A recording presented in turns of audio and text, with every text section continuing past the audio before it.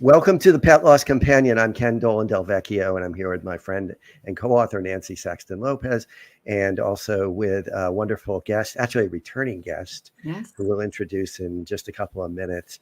This program is one that we do every Thursday at 6 o'clock p.m. Eastern time for about a half hour. We do it live on Facebook and YouTube, and that's available on a bunch of replay audio and video outlets. And it is an extension of the book that we wrote a few years back called The Pet Loss Companion: Healing Advice from Family Therapists Who Lead Pet Loss Groups. And this medium allows us to have what amounts to a dialogue with audience members. And what we do a lot of the times is we read your letters and we comment on them. And it's been very, very helpful for people to listen to the stories that others have shared. And it's been very helpful for the people who've written too. It's very helpful to sort of get the story out of themselves. And if you'd like to get in touch with us, you can reach me at kenddv@gmail.com. You can reach Nancy at nsaxtonlopez at csmpc.com. That's nsaxtonlopez at csmpc.com. All of the information that I'm sharing in the beginning here is also in the description that's attached to the program. And so you can reference it there. You can also write to us and suggest a guest. You can suggest a topic. If you do write to us with your personal story, please let us know if it's okay to share it. And if it's not, we're going to write back to you. And if it is, we're only going to use your first name. And so either way is great with us. And so we'll look forward to perhaps hearing from you. You can support our work in a number of ways: through Venmo, through PayPal, through a monthly subscription. That's all in the program description as well. This program is a friend of Dakin Humane Society in Springfield, Massachusetts. Dakin does a whole bunch of things that are supportive of the human-animal companion bond. And one of them is a cost-free pet loss support group that I facilitate once a month. It runs on the second Tuesday of the month from 6 p.m. Eastern time to 7:30 p.m. And you can join for free. There's a link to the RSVP page in the description. And also, I want to let you know that people join from all over the place. We've had people from all over the world, the English-speaking world, the not English-speaking world, but they speak English. And so it's been a real interesting sharing of perspectives and experiences. The next meeting is October 10th. And so coming up next week. Coming up next week, please do RSVP soon if you're interested in joining, because we've had to put a cap on it because we've had so many people with us, and we're trying to keep the group to around 25 or so. Because it gets a little less helpful for people when it gets bigger than that. Also, please consider subscribing on YouTube if you find this program valuable. Also, clicking the like button, because both of those things help other people find the program with greater ease. And finally, we'd like you to know that we have a partnership. Where is it? Oh, banners. I don't know where it went to. Anyway, we have a partnership with a program called Bereave, which offers really beautiful plaques, granite, beautifully engraved plaques for display either outside at a gravesite or inside where you're remembering your animal companion. And if you purchase a plaque through our link, you are also going to be providing some degree of support to our program as well. And so I'll stop there. And Nancy, do you want to get us started? Well, we have our favorite person, Grant, back, who is a Canadian author. And he writes and there's Nico. We have to introduce Nico, the little sweet pea. He's such a beautiful little baby. Grant has written many books on people and animals and historical animals that have made a difference in the world. And he's going to share his new book with us, which is a labor of love for him. And it's about his dog, Freddie. And Grant, I want you to tell it went in and out of my head. The title of the book is Freddie, Freddie, the rescue dog who rescued me. Thank you. I want to make sure I had it right. Oh, it's beautiful. Oh, that's great. Thank you so much for putting that up. So, my technology wasn't working for a moment, but there it is. It's beautiful. So what Grant is going to share with us. That's a portrait of him. And that's a portrait of Freddie, right? Exactly. That's a painting, right? It's a beautiful painting. It's really beautiful. He's such a sweetie, too. So Grant's going to share some passages from his book, and then we will have some, discussion about that. So Grant, please.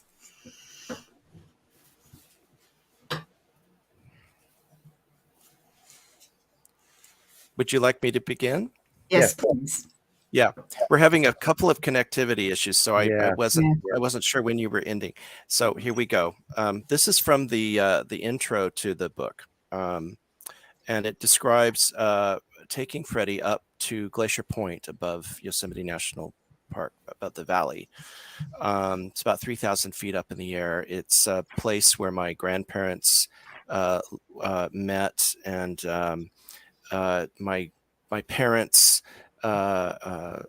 spent time there. I spent time there as a little boy, and it's just a sort of a family, a place of, it was like the setting of our family drama. My city-bred grandparents went to Yosemite and decided, we can give up living in the city. We'll live in the mountains, and that's how I ended up being born near there.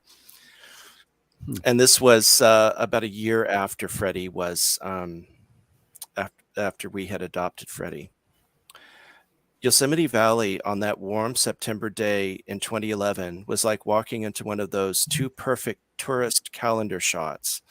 The sky was an impossible blue, trees a vivid green, air pure and clear, growing purer the higher we rose. A winding road carved into granite, sometimes so vertiginous as to feel we were going straight up in the air, uncoiled before us. Our rental car, driven by my husband Les, climbed through inky shadows of pine and spruce branches and splashes of bright sunlight up to an almost treeless landscape. From Freddie's predominantly black fur, Freddie being on my lap, the beams picked out the silver, ginger, and even blue that gave his coat what his groomer called a reverse brindle pattern. Parking in the lot at Glacier Point, 3,000 feet above Yosemite Valley, we got out and stood a moment in the bracing breeze. The sweet scent of pine, the gritty, astringent aroma of lots of granite, and the almost too pure oxygen at this altitude combined to form an ether, like inhaling some herbal wine, a retsina you could breathe. For me, this was a homecoming. I had been born and brought up not far from Yosemite in the Sierra Nevada foothills, in the former gold rush town of Mariposa, which had caught my UK-born grandfather's fancy in the 1930s, the hills reminding him of certain parts of Scotland. My father and uncle were the second set of twins known to have been born in Yosemite Park, which had at that time possessed the only up-to-date medical clinic for miles around, capable of dealing with a 32-year-old first-time mother of twins. It was here one starry evening in late summer 1929 that my grandparents had met dancing on the valley floor to the strains of an outdoor orchestra. No wonder he proposed 2 weeks later. She was a superb dancer. Glacier Point was a favorite destination for my family, starting with the newlywed couple. They loved the old hotel, which had burned to the ground in the late 1960s. It was perched on the edge of the cliff, its veranda giving views for miles of mountain ridges and sky.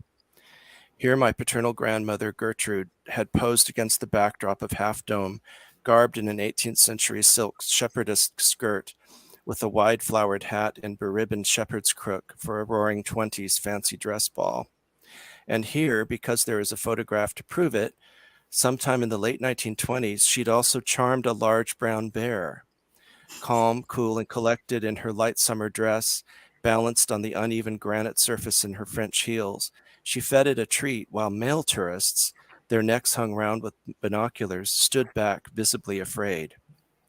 They didn't know how benignly wild things would approach her, from deer in the forest to feral cats in town, without any more fear than she felt toward them. But I knew, and I could almost see her up there with us now, smiling at Freddie as another in a long line of beloved, characterful little dogs, stretching back to her earliest known family history. For Freddie, there was nothing familiar about this dramatic terrain. He was electrified, as if we had landed on a planet rich with heretofore unknown canine stimuli. The wind was full of smells, wildlife, and foliage he'd never known in Canada. Squirrels and other small critters scrambled over the rocks and up the rough bark of trees. Freddie's brown eyes were bright with interest as he pulled us, halter and leash straining, up the slope to a high point where the hotel and my grandmother had once stood. The granite under our feet, undulant like billowing fabric, yet sharp-edged like knives, glittered in full sun. Les got out the camera, and I placed Freddie securely atop a boulder so that he stood a bit above our heads against the cloudless sky. At Les's urging, and with a tight grip on his leash and halter, I moved Freddie to face various directions, catching different angles of light. He patiently put up with this, looking out at each view with the wind blowing in his silky hair. "Okay, that's good," said Les, putting the camera away. I told Freddie, "We're done, sweetheart." That's when we heard the applause, interspersed with cheers. We realized we were surrounded by tourists representing at least a half dozen different nationalities, some pointing cameras at Freddie, still sitting pretty on his rock, others just gazing up at him with smiles.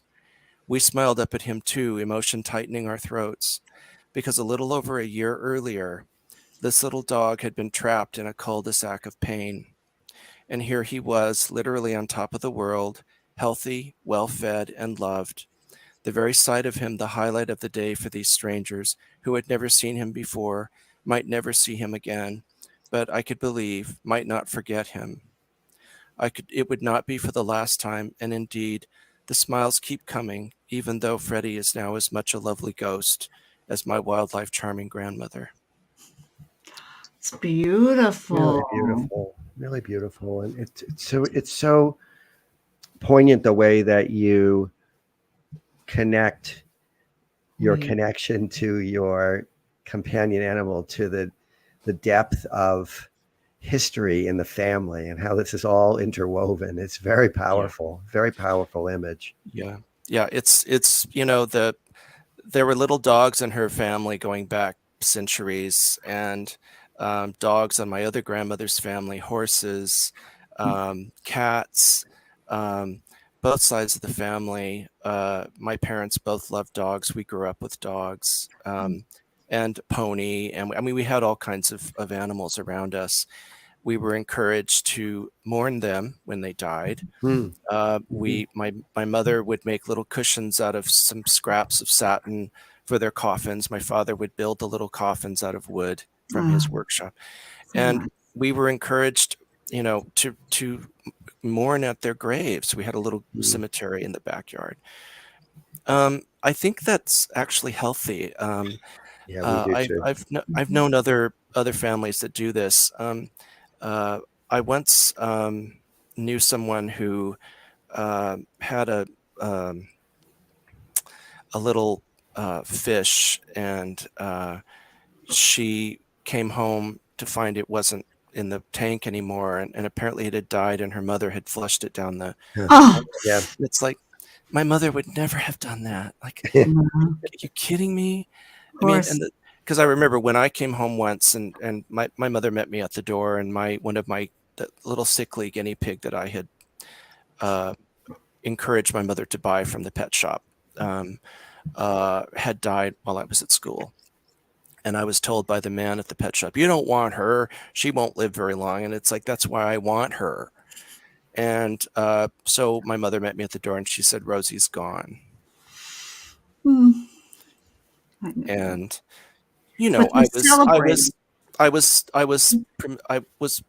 she was there, and I could be with her, and then we buried her, and it was the right way to do it. You celebrated their lives, right? Yeah. That were so important to you. Yeah, and I think this is also, this is what attracted me to Freddie in the first place. He was the last one of the litter that had been, or the group of mill dogs that had been seized. all the others had been adopted out. They were all ginger palms. Everybody wants one of those. And they were all a little bit more socialized or different than he was. He sat in the corner and was scared. And I couldn't imagine leaving him at the shelter, this little dog that was so scared and dark, and nobody wanted him. He was very thin. And it was a challenge.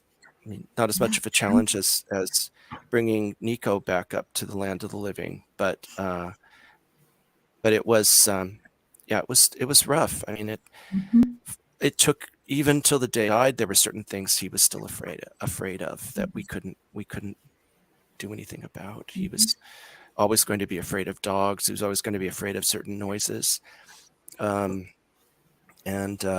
certain things, certain spaces. You couldn't move furniture out. With Nico, we could move things around as much as we want. Freddie couldn't handle that. We would leave everything where it was because he would get quite frightened if we moved chairs around and put them in different positions. Everything had to be as it was when he first saw it. I mean, imagine what a setting a dog like that came from, right? Yeah. I mean, yeah. Well, Grant, I want to make a couple of comments. One of them is the example you just told of your family embracing the death of pets in the way that you described. We've talked, Nancy and I have talked about this before, but it always bears stressing. We think it's so healthy because it teaches love, it teaches gentleness, it teaches the cycle of life. Respect.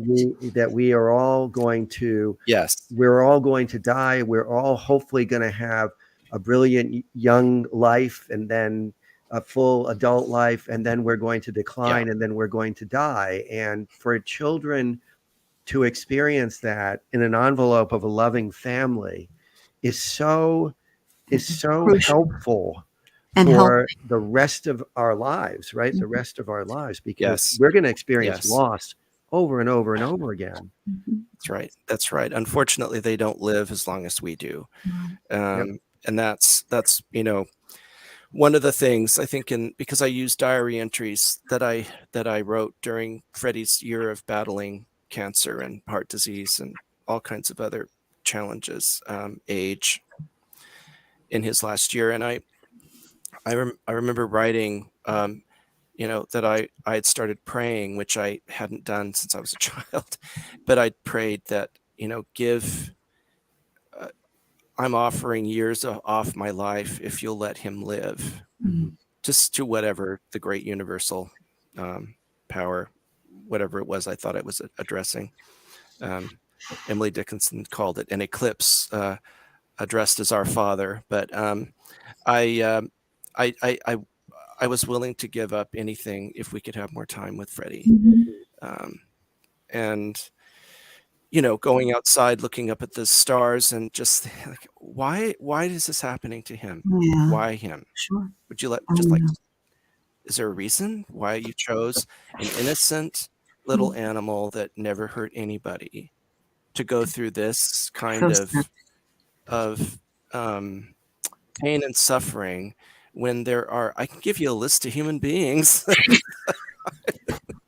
that I could,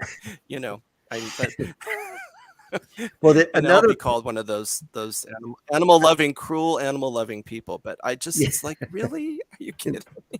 Well, we hear that so much because a lot of times the people that write in have animals that have gotten very ill.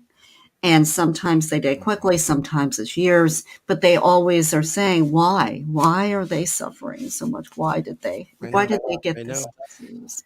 And it's a mystery. There's no answers. That's life. That's the awesome mystery, right? I mean, but another thing that you said that I just really wanted to punctuate is when you have an animal companion, particularly if they have challenges, health challenges, behavioral challenges, we have to adjust our homes, our expectations, the ways that we interact with them, because they're not machines. We can't mold them to be exactly what we want them to be. We can hopefully train them to fit into our families as best they can, but we have to do a lot of the things that you described in order to create accommodations that suit us all, that help the family, including the animal companion, function well together.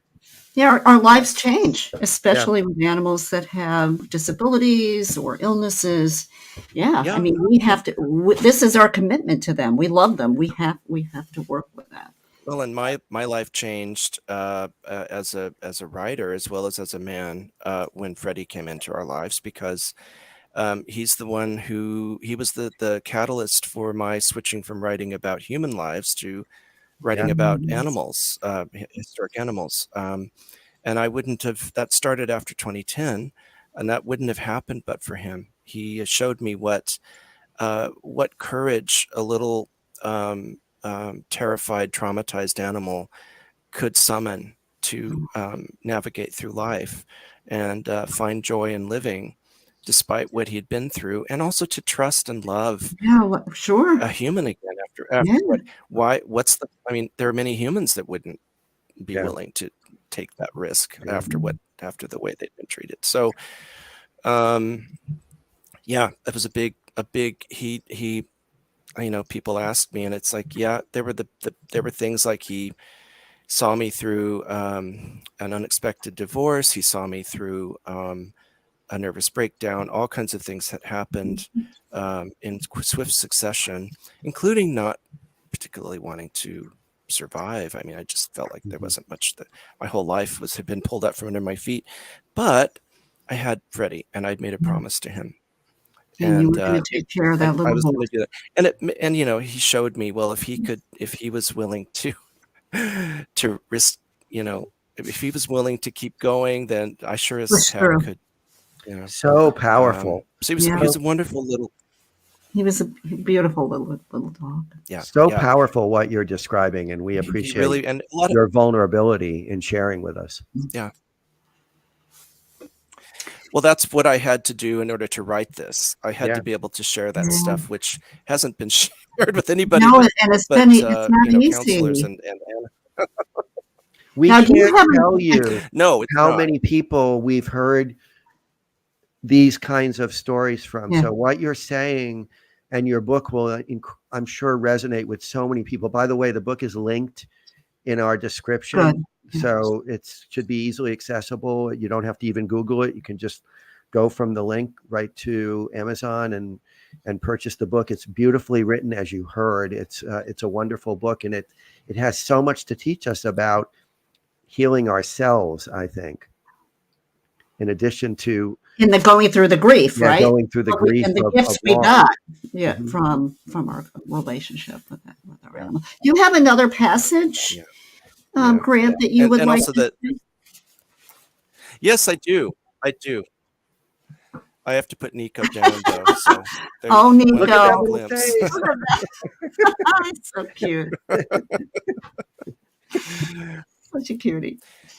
This is toward the end of the book, and it's toward the end of that intro. This book is not about me. It's about Freddie's extraordinary life, about how a dog caught in the vortex of exploitation and abuse was sprung out of prison and made a conscious effort to leave fear behind and welcome his new life with love. It's about how he taught me and so many other people who knew him what being free and giving love are really about. But in truth, his life is about mine, because Freddie gave me reason to continue when without him, I cannot say I would be writing these words 8 years later. Through living for Freddie, I discovered all the other reasons why it was important to continue living for myself. I learned how much one little dog could do, in the words of Emily Bronte, to center both the worlds of heaven and of hell. So beautiful. So beautiful. Your words create such visuals. Yeah. I mean, they're just beautiful. Yeah. So we've got just a few minutes left, and I'm wondering if you might share with us some thoughts or recommendations for people who are listening to this, people who may purchase your book as well. I think if you're looking to adopt a dog or cat whatever the little animal is you're looking for, or that is looking for you. Please don't overlook the one that's sitting in the corner. Mm-hmm. That's great. Because that's what Freddie was, and it was by bringing home a little dog that nobody else wanted that I changed my life. Yeah.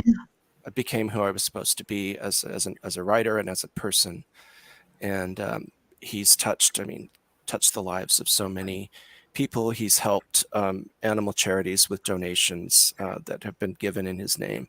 So. He The became little dog or cat in the corner is the one that give them a chance.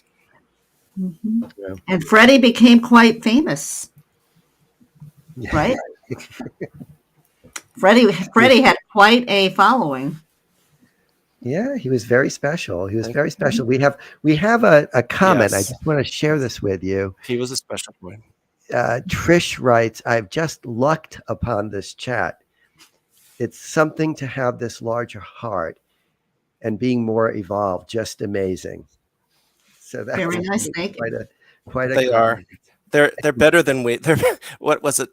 Emily Dickinson again said, "Dogs are better than beings because they know, but they do not tell." Ah, That's really good. Her vision of heaven was for her dog Carlo to meet her first. So I think we all get that one.